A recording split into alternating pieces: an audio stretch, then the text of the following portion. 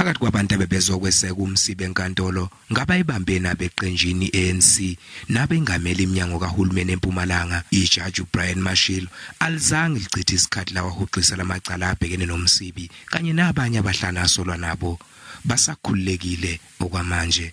It was expected because we indicated from the onset that this thing is malicious, fabricated, so there's nothing surprising. iNPA ithi lokho akusho ukuthi leli icala seliphelile. We took a decision of provisionally withdrawing the charges against all accused pending the outcome of the outstanding information. Iphini likaNobhala we-ANC yesifundazwe noLindiwe njalinjali lixwayisa ubuholi beqembu ngokunindwa kwabaholi ngamacala ngenxa yezimpi zombusazwe. Where are those instigators? Where are those comrades who are perpetuating lies? That is why Sititina, ANC must be very careful not to violate our rights to our comrades.